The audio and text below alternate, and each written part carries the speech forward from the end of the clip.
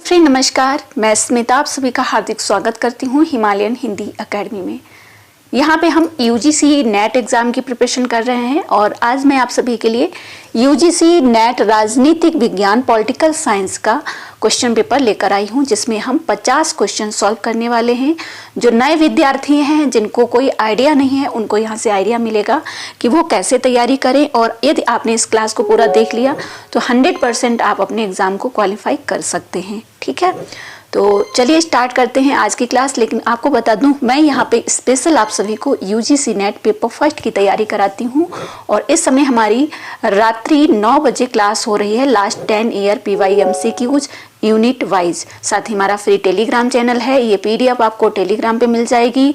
और साथ ही हमारा कोर्स भी चल रहा है साथियों, जहां आप पेपर फर्स्ट की तैयारी कर सकते हैं और आपको सब्जेक्ट के लिए वहां पे गाइड किया जाएगा। ठीक है, तो आप ज्वाइन कर सकते हैं। चलिए स्टार्ट करते हैं आज की क्लास। 50 प्रश्न है, ध्यान से सभी प्रश्नों को सॉल्व करिएगा। यूजीसी नेट एग्जाम की प्रिपरेशन कर रहे हैं और अभी हम यूजीसी नेट पेपर फर्स्ट पे फोकस कर रहे हैं साथियों। तो बहुत सारे साथी हमारे साथ पेपर फर्स्ट की तैयारी कर रहे हैं, तो उनमें से बहुत सारे साथी हमारे पॉलिटिकल साइंस से हैं। तो उन्होंने मुझसे रिक्वेस्ट की थी कि मैम आप पॉलिटिकल साइंस का क्वेश्चन पेपर जो है सॉल्व करा दीजिए। तो अभी मैं एक क्वेश्चन पेपर लाई हूँ और आपको दिखा रही हूँ कि आपको किस प्रकार के प्रश्नों का अभ्यास करना चाहिए, कैसे तैयारी करना चाहिए। ठीक है, चलिए स्टार्ट करते हैं आज की क्लास। आप लोग मुझे फीडबैक ज़रूर दीजिएगा कि आपको ये क्लास कैसी लगी। ठीक है, तो यहाँ पे सबसे पहले मैं आपको जानकारी देना चाहूँगी साथियों, ये जो PDF है ये यूथ कंपटीशन की PDF है। ठीक है, UGC net JRF political science द्वितीय प्रश्न पत्र, और इसमें कुल 35 प्रश्न पत्र हैं।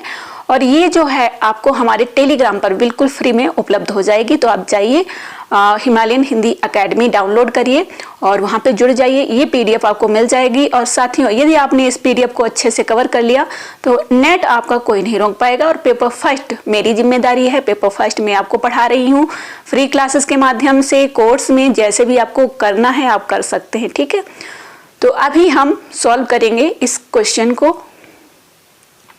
इस क्वेश्चन पेपर को हम सॉल्व करने जा रहे हैं। क्वेश्चन हमारा है कि निम्नलिखित में से कौन सा कथन सत्य है। ठीक है, कौन सा कथन सत्य है। तो डायरेक्ट आंसर आपका हो जाएगा, मनुष्य को सामाजिक हित के विरुद्ध कोई अधिकार नहीं दिए जा सकते हैं। ये करेक्ट आंसर है। और इसकी अच्छाई ये है कि इसमें ये जो है एक्सप्लेन भी दिया है। यदि आपको सफलता हासिल करनी है तो आपको ये जो एक्सप्लेन दिया हुआ है ये आपको कवर करना होगा। ठीक है, इसको अच्छे से रिवाइज करना होगा और इसके ही नोट्स बनाने होंगे। नेक्स्ट क्वेश्चन आप देखेंगे, आधुनिक उदारवाद। ठीक है, आधुनिक उदारवाद किस पहलू में विश्वास नहीं रखता है। तो न्यूनतम राज्य करेक्ट आंसर हो जाएगा।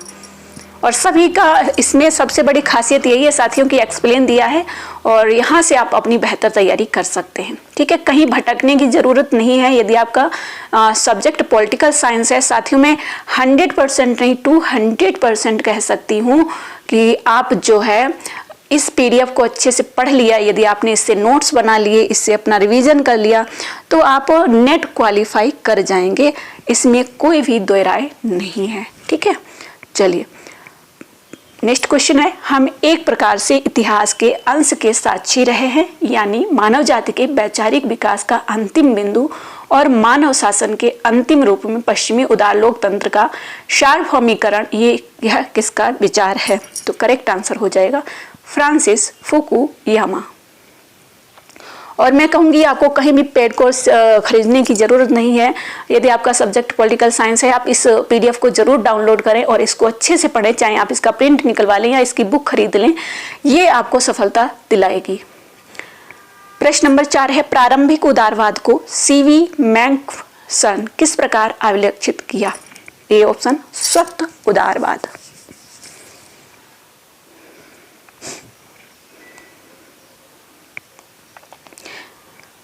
नेक्स्ट है, निम्नलिखित में से कौन सा सिद्धांत मार्क्स से संबंधित नहीं है। तो डी ऑप्शन, परिवार, निजी संपत्ति और राज्य का उद्भव।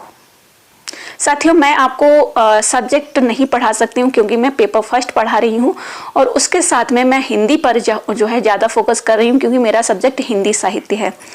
ओके, इसलिए मैं सिर्फ आपको ये कुछ जैसे हिस्ट्री का प्रोवाइड कराया है और जियोग्राफी का प्रोवाइड कराया है, तो अभी मैं पॉलिटिकल साइंस का दे रही हूँ। आगे जो भी मुझे मिलेंगे मैं वो सभी पीडीएफ जो है आपके साथ शेयर करूँगी, ठीक है। निम्नलिखित में से किसका कथन है कि जीवन एक शक्ति के बाद दूसरी शक्ति पाते रहने की सतत एवं बेचैन इच्छा है जिसका अंत मृत्यु के साथ ही होता है? तो ये हॉब्स है, ठीक है। अगला प्रश्न है, निम्नलिखित में से किस चिंतक ने द आर्ट ऑफ वार लिखी है? तो मैकियावेली जो है इन्होंने द आर्ट ऑफ वार लिखा है। ये मैच करने के लिए भी पूछा जा सकता है।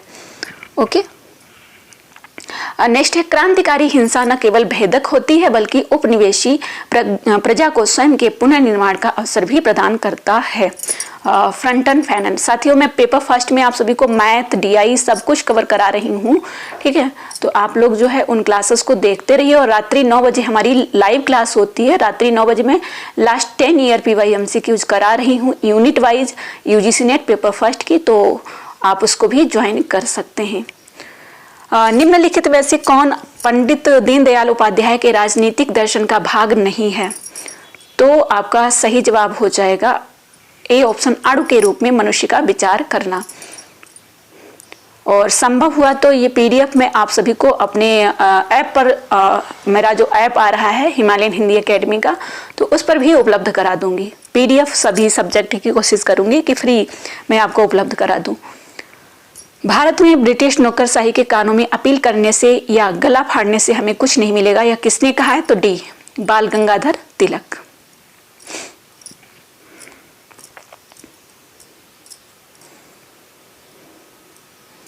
भारत की नागरिकता के संदर्भ में निम्नलिखित में से कौन सा कथन सही नहीं है? सी ऑप्शन, भारत का एक नागरिक एक साथ अन्य देश का नागरिक भी हो सकता है। ये सही नहीं है, बाकी सभी सही है, इनको पढ़ लीजिएगा आप लोग। प्रश्न नंबर 12 है, पेरियार EV रामास्वामी ने किसके पक्ष में तर्क दिया? तो वी ऑप्शन, मनुष्य की गरिमा। बहुत ही महत्वपूर्ण क्लास है, आप इसको पूरा देखिएगा और इससे जो है अपनी तैयारी कर सकते हो। और अभी मैं आपको बताने वाली हूँ कि यहाँ पे बहुत सारी चीजें हैं जो आपको क्लियर करना चाहिए। प्रश्न नंबर 13 है, कौन नौकरशाही को राज्य की चेतना मानते थे? तो मार्क्स मानते थे। और यहाँ पे देखिए मार्क्स का जो है समय क्या है? 1818। ये आपको तैयार करना है ना। यहीं पे आपके मार्क्स के अनुसार नौकरशाही के 4 प्रकार कौन से हैं? तो ये हैं, आपको नोट कर लेना है क्योंकि यहाँ से भी प्रश्न बन सकता है। निम्नलिखित में से कौन सा राजनीतिक पार्टियों का कार्य नहीं है? तो न्यायपालिका पर नियंत्रण रखना। बाकी है, तो यहाँ पे आपका सही होगा। 29 नंबर प्रश्न है, निम्नलिखित कथनों में कौन एक सामाजिक सक्रिय समूह का अवलक्षण नहीं है? तो सी ऑप्शन, वे गैर स्वायत्तशाही समूह हैं जो सरकार के समर्थन पर आश्रित हैं। 30 नंबर प्रश्न, यहाँ पे मैंने अभी तक आपको 30 प्रश्न सॉल्व करा दिए हैं, तो आप देखिएगा आपने कितने सही किए हैं, ठीक है, कैसी आपकी तैयारी है। निम्नलिखित में से किसने भारत की संविधान सभा को भारत के सूक्ष्म चित्र की संज्ञा दी है? तो करेक्ट आंसर हो जाएगा ग्रैनविल ऑस्टिन, ठीक है। साथियों, ये मोस्ट इंपॉर्टेंट क्लास है, इसको पूरा देख के ही आप अपना जो है फीडबैक दीजिएगा। और मैं कहूँगी कि यदि आपने इसको अच्छे से तैयार कर लिया तो आपका कोई भी जो है नेट एग्जाम नहीं रोक सकता है। निम्नलिखित में कौन भारत में अभी के चुनावी राजनीति का अवलक्षण नहीं है? तो सी ऑप्शन, कांग्रेस के प्रभुत्व वाली व्यवस्था का स्थिरीकरण। 32 नंबर क्वेश्चन है, आत्मनिर्भर भारत अभियान निम्नलिखित में से किस तिथि को प्रारंभ किया गया था? तो 12 मई 2020। मैं कोशिश करती हूं कि आपको 50 क्वेश्चन यहाँ पे प्रोवाइड करा दूं। प्रसिद्ध परिवर्णी शब्द पोस्ट डॉक कर्व किसका बताया हुआ है? तो गुल्लिक और उर्वरिक, ठीक है। 34 नंबर, री इन बैटिंग गवर्नमेंट 1992 किसने लिखी है? तो ओसबॉर्न और गेवलर। 35 है, तुलनात्मक लोक प्रशासन का जनक किसे कहा जाता है? तो फ्रेड रिग्स।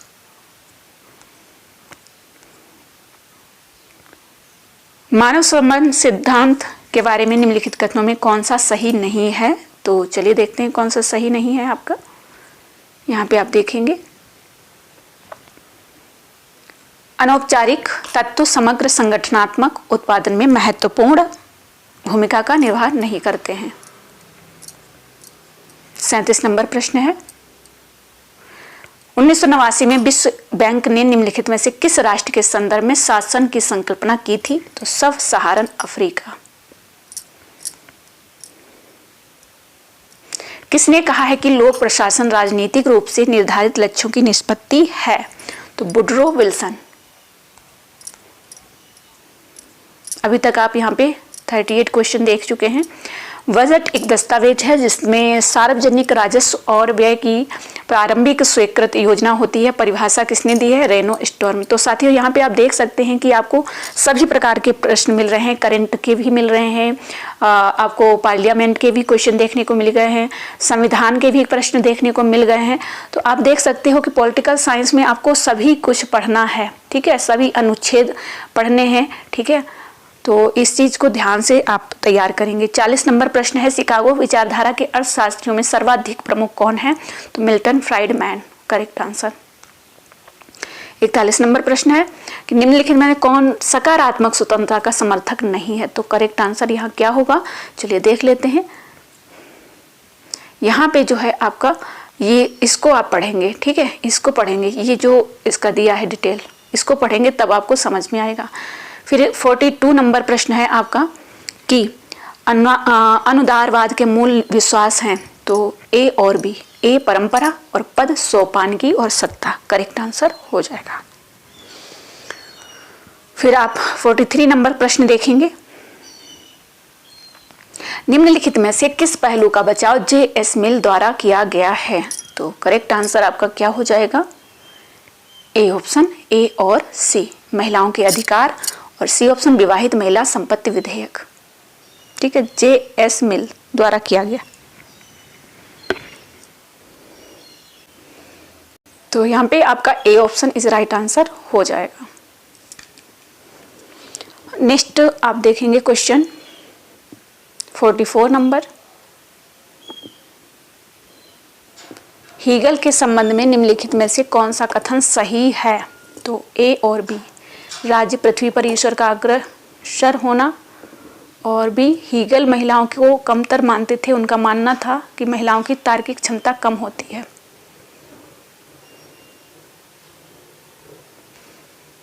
45 नंबर प्रश्न है, निम्नलिखित में से कौन से कथन राजा राम मोहन राय के बारे में सही है?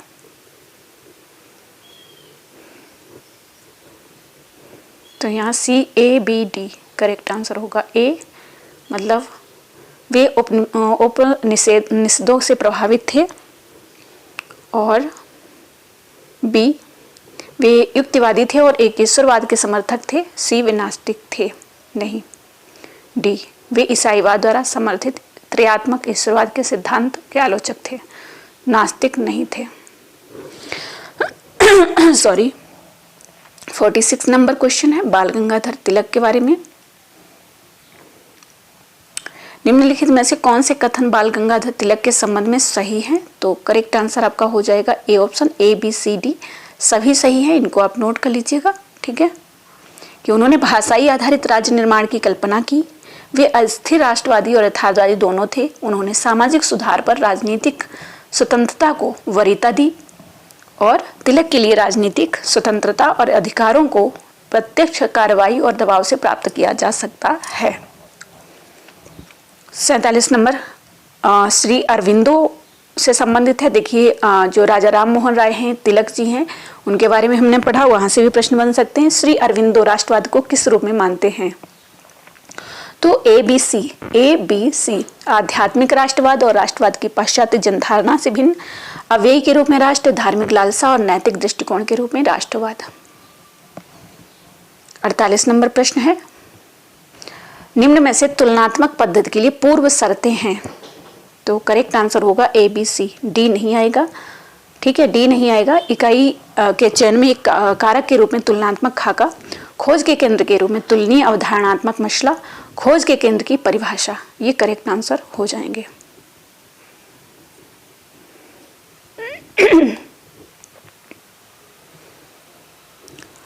उनचास नंबर है, निम्नलिखित में से कौन से कथन तुलनात्मक राजनीति में कार्ल डब्ल्यू ड्यूस के संचार दृष्टिकोण से संबंधित हैं। तो करेक्ट आंसर आपका क्या होगा यहाँ पे? डी ऑप्शन, ए और बी, ए और बी। ठीक है, राजनीतिक व्यवस्था सूचना के आधार पर काम करने वाली मशीन के समान, उनके सिद्धांत में गतिशीलता के लिए साम्य के स्थान पर सम स्थिति का प्रयोग करना। ठीक है, और 50 नंबर प्रश्न है आपका कि निम्नलिखित में से कौन से नव उपनिवेशवाद के उभरने के कारण हैं? तो ए और बी। यूरोपीय शक्तियों की कमजोर हुई स्थिति साम्राज्यवाद के विरुद्ध सचेतता में वृद्धि करता है। तो ये 50 प्रश्न हमने यहाँ पे पढ़े हैं साथियों। ये पीडीएफ आपको हमारे टेलीग्राम चैनल पर मिल जाएगी। आप जाइए, डाउनलोड करिए और पढ़िए, अच्छे से मन लगाकर पढ़ेंगे, आपको बहुत फ़ायदा होगा यहाँ से और 100% आप एग्ज़ाम को क्वालिफाई कर सकते हैं। वीडियो पसंद आए तो प्लीज़ लाइक करिएगा और हमें कमेंट बॉक्स में ज़रूर बताइएगा कि आपको क्लास कैसी लगी, और प्लीज़ चैनल को सब्सक्राइब कर लीजिए, क्योंकि मैं यहाँ पे आपको पेपर फर्स्ट की तैयारी करा रही हूँ और शानदार तैयारी करा रही हूँ। ओके साथियों, तो आप हमारे ऐप के माध्यम से, आप हमारी फ्री क्लासेस के माध्यम से आप जो है अच्छे से तैयारी कर सकते हैं पेपर फर्स्ट, यदि आपको पेपर फर्स्ट में प्रॉब्लम हो रही है। तो आप सभी का बहुत बहुत धन्यवाद क्लास को देखने के लिए। Thank you, all the